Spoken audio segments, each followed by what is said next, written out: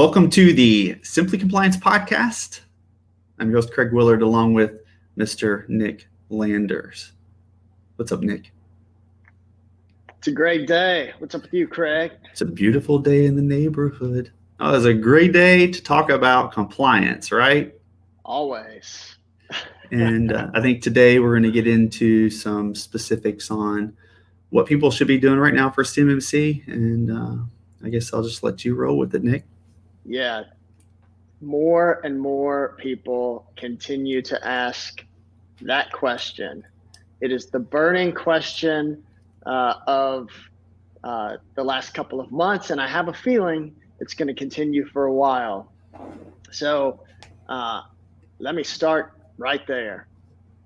When someone comes to you for the first time and they've heard about some type of new compliance that they're going to be required to meet, whether it's CMMC or anything else, as a DoD contractor, how do you answer this question?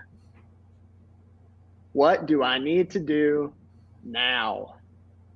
Nothing, like you have been doing. No, I'm just kidding. I'm just kidding. Long answer. Yeah. So the step one is always to understand the type of data that you have. So it's looking at your contract, seeing if you have requirements that hold you to a higher level of accountability because you manage, store, contain, control CUI data, however you want to say it, or FCI. But what I have done, and I'm going to share it for those who are listening that aren't on the YouTube page. You can go to our YouTube page to see this, but I'm going to share in this a PowerPoint presentation or a PowerPoint slide that really identifies what the current steps are. So as this is up, what you need to know now to do things now is evaluate your contracts. All contracts require FAR 52 regardless. FAR 52 is actually FAR 52.204-21, and it has 15 standard controls. So at a minimum, if you have a contract, the Department of Defense for a supply chain, then you have to have those controls met. And I don't mean like in the future, I mean right now. The other, say it again. So you don't need to make these, or you don't need to complete these requirements in the future. You got to do them right now. In fact, you should have done them because they've been in place for quite a while. So if you have FCI data, which is basically the contract information, if you have the contract, you have to comply with FAR 52-204-21. That is the minimum. The elevated state is when you have CUI data. So if you store, process, transfer, control unclassified information, then there is a DFARS, which is the Department of Defense FARS, the S being supplemental, which is 204-712, and that is essentially saying that you're going to comply with 80171, all 110 controls. Now, with that said, you've got to know the data that you have, and if you don't know, then you need to reach out to your contracting officer, your prime, whoever you're receiving that information regarding that contract, and asking. It should be noted if it's CUI. There should be details specifically showing that that document or whatever is CUI. Now, from an FCI perspective, just to back up a hair, anything that is not for public consumption should be considered FCI data. So we want to protect that, but it's a different level of protection for the controlled unclassified information, which is driven by DFARS, and we shorten it up and call it 7012. Your clause, you should have a clause on your contract that says that you must comply with 7012 or not.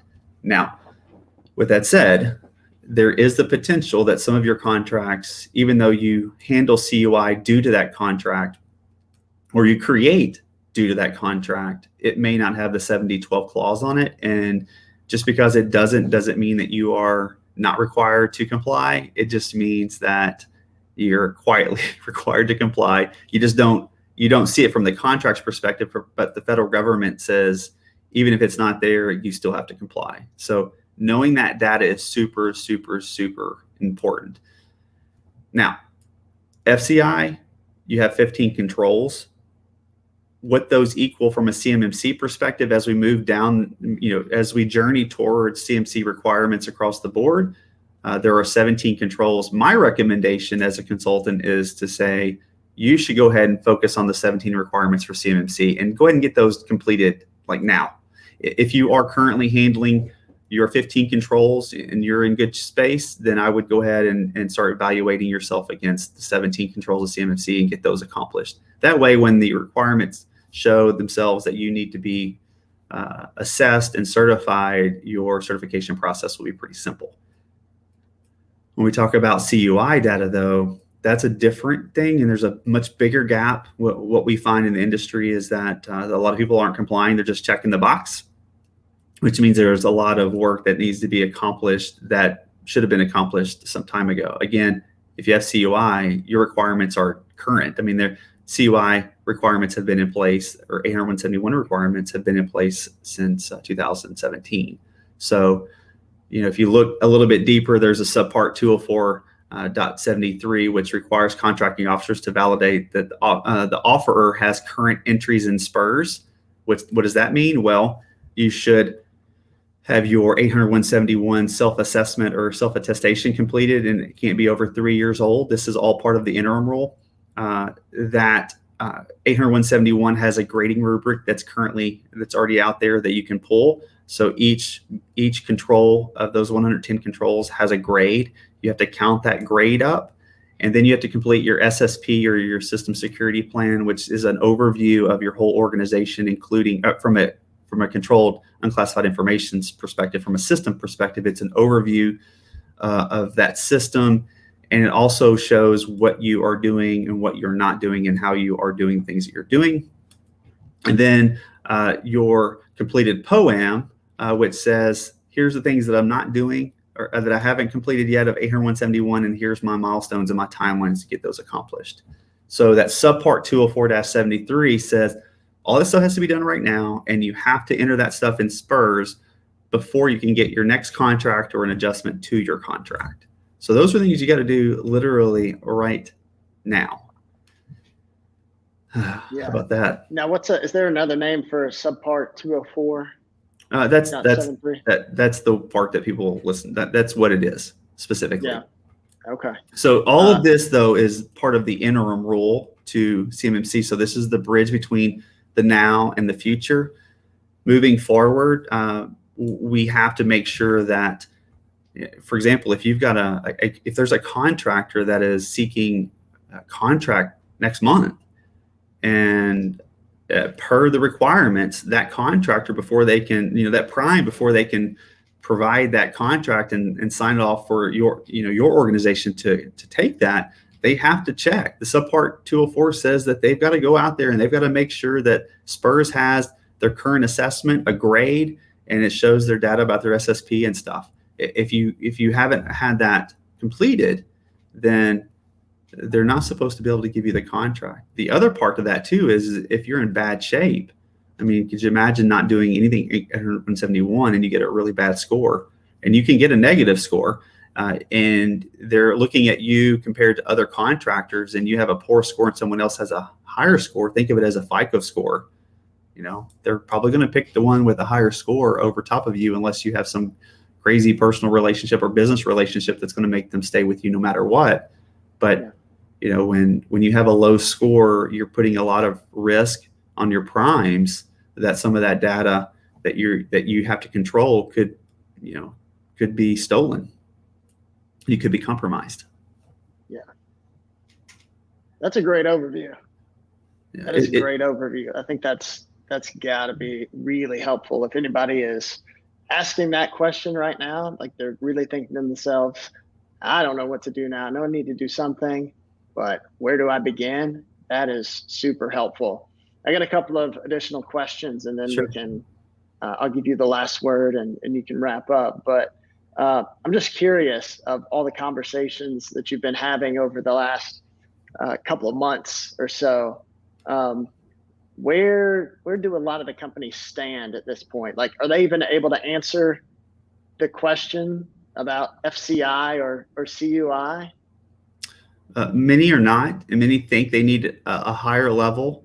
We've had people call us and say, I need a level 2 certification. Well, that's in the CMMC space, you have level 1 or you have a level 3. There is a level 2, but it's to move up to level 3, and you have to have a level 3 in order to have any contract that handles, processes, stores, or you create CUI data on the contract's behalf. So many people just they don't know. They really don't know, or they think they know because someone told them something that resonated with them, and they're like, "Hey, I want to be a level 3." Well, do you handle, store, process CUI data? So even more specific, when you use cloud technology, one of the options for you to use to store that CUI data is GCC High. It's basically an elevated Microsoft level that mirrors the DoD space in Microsoft. But if you can't prove that you have CUI data contracts, they most likely will not allow you on their platform. So it's really important to recognize first and foremost, what kind of data do I have? And if I have a contract, period, you have FCI data. And then from there, it's, do I have any CUI data? Hopefully it's tagged, labeled, documented somewhere. If not, and you still aren't sure, look at your contracts and see if there's a 7012 clause. If you can't find that, then I would then go to each one of your contracting organizations, your primes, or your officers, and ask them specifically on those, are there any points in any of these contracts that require me to store, process, and manage CUI data? And if so, then the next question is, what is that data? And then go and identify those, and then start working through 80171 to protect that data. Yeah, that's huge. And this is such an important part of the process. I mean, obviously you can't take action until you know what the proper action is to take. But I mean, we've heard just over the last couple of weeks from primes, I mean, really large primes, who are really concerned about this, but not all of them have it figured out themselves. Sure. So, I mean, it's certainly confusing, and it's a process especially for subs, Sure. throughout the supply chain. It's such a huge difference, though, and I love the way that you have it laid out here. I mean, you're talking, if it's just FCI, 17 controls, at the most, versus 110. I mean, that's a significant difference. Additionally, there's going to be time investment. There's going to be financial investment for CUI versus FCI. So it's so important to nail this the first time and to get it right for the future. With that said, I'm going to let you close this out. Any other thoughts that you have, anything else that you would like to cover for organizations who are just sitting at their computer right now, trying to figure this process out? Anything else that you could help them figure out what they need to do right now? Sure. I think on the front end, especially if you have somebody in your organization that is familiar enough with your IT or is good enough in the IT space, is to have them understand or figure out what type of data you have. And then from there, it's do I have FCI? Then I do the 15 controls, but I recommend just moving on to the 17. And the truth be known too, if you read FAR 52.204-21, they're line items. They're very basic in nature and what they say. If you go over to CMMC, to their website, and pull up the maturity level 1 requirements, they're going to have that, but they're going to have that in a greater level of detail and some examples too. It's not enough. So there's so many people that confuse what's really required in the control as a lot of, and I've said this in our first podcast, there are GRCs out there, which are governance, risk, and compliance solutions that are very, very basic in nature. So the ones that I've reviewed, because I thought we were going to use one before we decided to build our own, but I really couldn't answer the questions that are in the maturity levels by using those tools that are currently out there without naming any type of name, but they don't give you the right answers or the right questions to give you the right answers.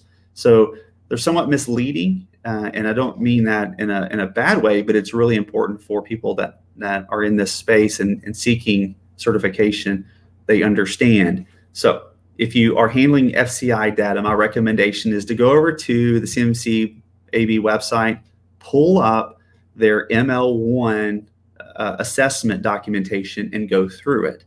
It's probably not going to make a lot of sense to those who are business owners, but for those who are somewhat techie, they can probably make some sense of it and go through that and get that accomplished. When it comes to the 801.71, it stick to the 801.71 requirements, the 3.1s and so forth, all 110. It's doing the SSP, it's doing the POAM, and it's grading yourself, and then it's putting that data out there. At that point, get through the POAM, finish all the POAM requirements to complete the 801.71 modules. After that, or after all of those controls are met, my recommendation is go over to CMMC level 1. I'm sorry, go over to CMMC-AB to their website, pull maturity level 3 requirements, and start finishing up there. There's 20 additional requirements for CMMC that are going to be required for you. So go ahead and get those done. That way you've got some tenure and you've got at least 6+ months of data showing that you've met all 130 controls, and you have the documentation and you have someone managing each one of those controls so that the assessing process will be a lot easier. But that's kind of how I would drive the situation. If somebody comes to us, that's what we're going to do. We're just going to help them understand the requirements a little better and map. We've already mapped, as a consultant, we've mapped the requirements to particular technologies that will help them meet those requirements, which is something that each organization, if they have their own IT staff or managed IT, they will have to do essentially on their own, is they'll have to find the right solutions to meet the requirements. And then the thing about the CMC space when we get there is that you have to prove that to your assessor, and they may not know it very well. They may not know that solution. So you're going to want to use solutions that are known, so that you have to do less validating. Otherwise, if they don't know the solution that you're using to control your network from having people on it that shouldn't be on it, then you're going to have to show them how it works and that it does work. So just be prepared for that. Yeah, that's good. Good advice. Clarity is so important. Having an expert on your side, whether it's somebody internal or external of the organization, is so key. Craig, thanks for taking the time to walk us through this document, this process. I think that's going to be a huge help for anybody who's asking that question about what they need to do now. Right. I'll let you take us out of here. Yeah, for sure. So if you weren't listening to us from YouTube, feel free to go to our YouTube webpage for the Simply Compliance podcast, and you will find this video, which you can then be able to see the presentation that we provided that has the chart of sorts of how you will go about your business.